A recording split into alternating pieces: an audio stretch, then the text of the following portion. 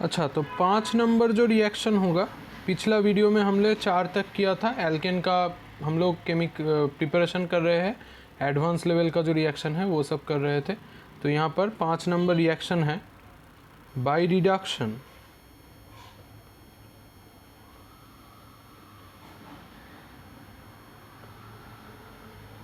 अब ये रिडक्शन कौन कौन सा कंपाउंड का रिडक्शन करने पर ये एल्केन बनाता है, ये हमें देखना पड़ेगा। पहला जो कंपाउंड है, पहला कंपाउंड में हम लोगों को लेना पड़ेगा। और यहाँ पर एक चीज़ मैं बोल देता हूँ पहले ही, यहाँ पर सभी जगह पे जो रिएजेंट होगा वो रिएजेंट होगा क्या, रेड फॉस्फोरस और HI,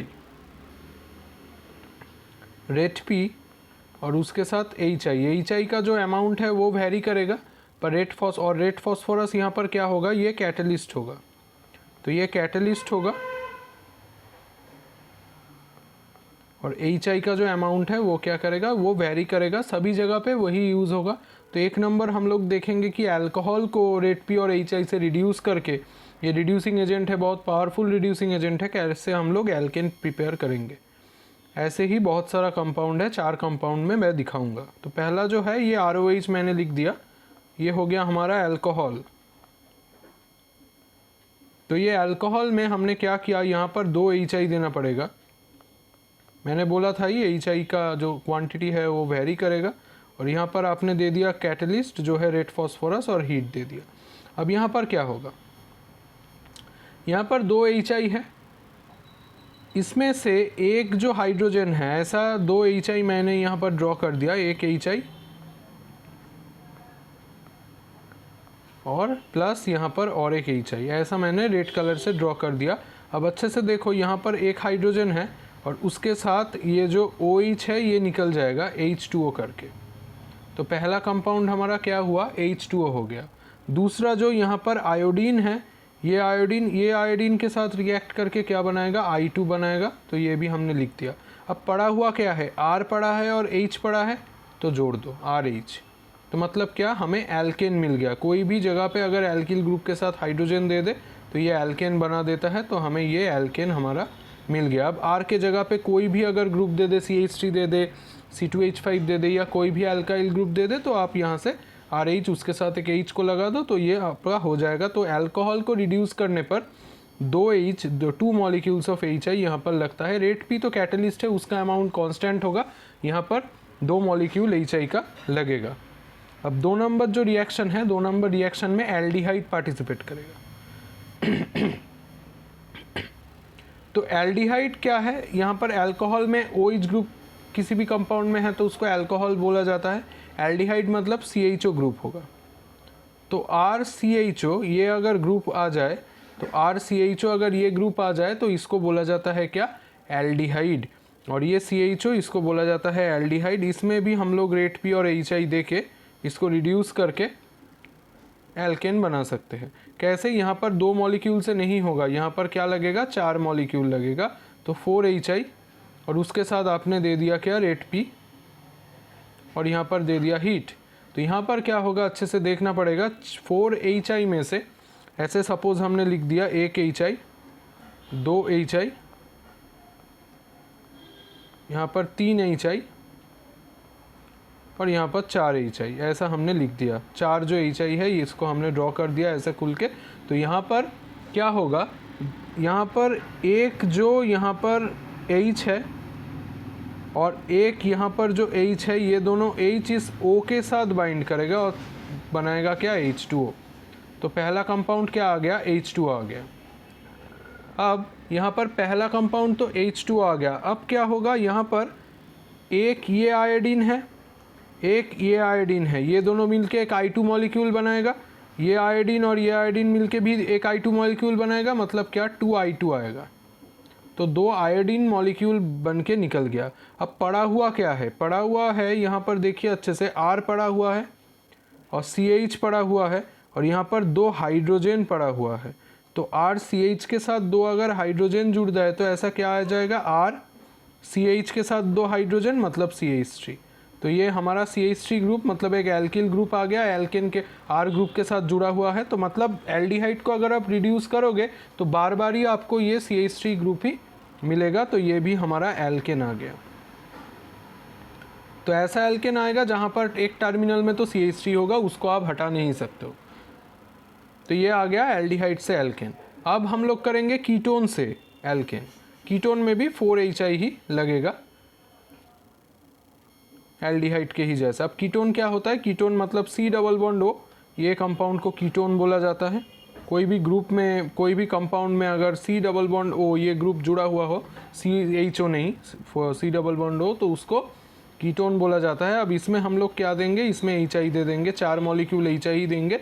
तो रेट P जैसे मैंने दिया, यहाँ पर भी रेट P और यहाँ पर हीट। तो ये देने पर यहाँ पर भी सेम केस होगा, H2O निकल जाएगा। तो यहाँ पर देखिए मैंने HI को ड्रॉ करना शुरू कर दिया है, HI HI HI और यहाँ पर भी HI, ऐसे मैंने ड्रॉ कर दिया।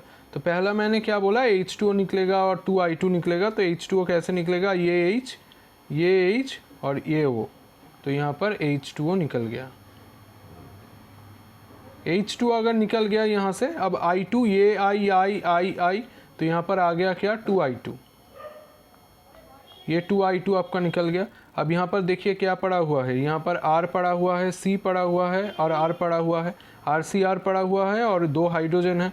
तो ऐसा आ जाएगा RC, उसमें 2 हाइड्रोजन घुस गया और ये R हमारा चला है। तो आप अगर साइड प्रोडक्ट को अच्छे से निकाल सकते हो तो मेन प्रोडक्ट इजीली निकल जाएगा। तो हमारा ये एल्केन आ जाएगा। तो देखो बीच का जो C double bond O group है ये CH2 में कन्वर्ट हो गया। तो ये हो गया कीटोन से। अब हम लोग लास्ट वाला जो करेंगे वो है कार्बोक्सिलिक एसिड से। अब कार्बोक्सिलिक एसिड क्या होता है? RCOOH। अगर कोई भी कंपाउंड में COOH हो तो उसको कार्बोक्सिलिक एसिड बोला जाता है, कार्बोक्सिलिक एसिड बोला जाता है। अब यहाँ पर क्या होगा? यहाँ पर 6HI लगेगा। तो देखिए अल्कोहल में 2 लगता था, एल्डिहाइड कीटोन में 4 करके लगा, यहाँ पर 6 लगा। और 6HI में यहाँ पर रेट P दे के हीट देना पड़ेगा। और देने पर क्या हो जाएगा? यहाँ पर वैसे ही मैं यहाँ पर और ड्रॉ नहीं कर रहा हूँ, तो यहाँ पर निकल जाएगा 3I2, वहाँ पर 2I2 निकला था, यहाँ पर 3I2 निकलेगा और उसके साथ 2 H2O निकल जाएगा। आप बैलेंस करके देख सकते हो, वहाँ पर H2O 1 निकला था, यहाँ पर 2 H2O निकलेगा, वहाँ पर 2I2 निकला था, यहाँ पर 3I2, 3 और 2 मिलके क्या हो गया? 6। तो 6 आयोडीन तो हो गया। और हाइड्रोजन देखिए यहाँ पर 2 और 2 4 हो गया। तो यहाँ पर अभी भी 2 हाइड्रोजन हमारा प्रेजेंट है और ऑक्सीजन तो 1 निकल गया। तो यहाँ पर अगर ऐसे आप कर दो तो 2 ऑक्सीजन निकल गया, तो ये वाला जो 2 ऑक्सीजन है ये भी निकल गया। तो यहाँ पर देखिए बैलेंस करके R और CH3 ही पड़ा रहा। तो ऐसे ही जैसे एल्डिहाइड में हो रहा था, यहाँ पे भी सेम चीज़ हो गया। तो ऐसे करके हम लोग इजीली अल्कोहल, एल्डिहाइड, कीटोन और कार्बोक्सिलिक एसिड से रेट P और HI यूज़ करके इसको इजीली रिड्यूस करके हम लोग बना सकते हैं।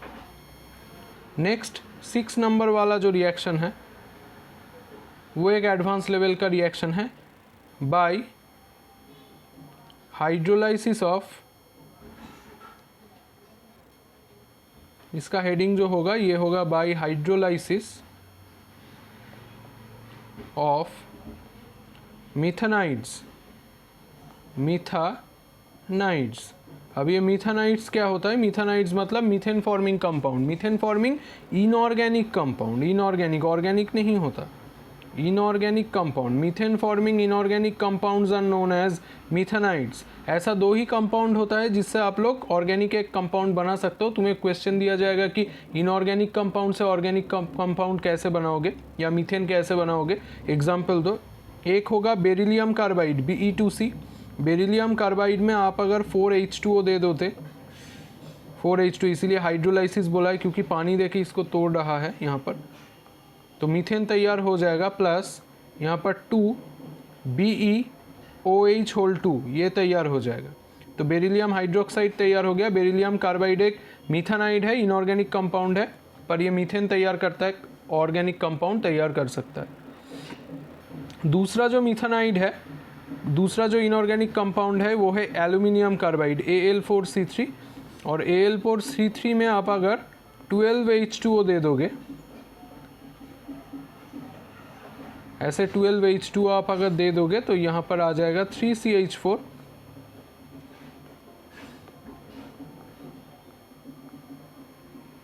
प्लस 4AlOH होल 3, तो मतलब यहाँ पर एल्यूमिनियम हाइड्रोक्साइड आ गया और मीथेन आ गया। तो ऐसे आपको अगर पूछा जाए कि इनऑर्गेनिक कोई कंपाउंड का एग्जाम्पल दो जो ऑर्गेनिक कंपाउंड तैयार कर सकता है, या मीथेन तैयार कैसे करोगे इनऑर्गेनिक से, तो मतलब ये रिएक्शन के बारे में बोल रहा है। यहाँ पर बेरिलियम कार्बाइड में 4H2O और एल्यूमिनियम कार्बाइड में 12H2O देने पर मीथेन प्रोडक्शन होता है। तो अभी के लिए इतना ही।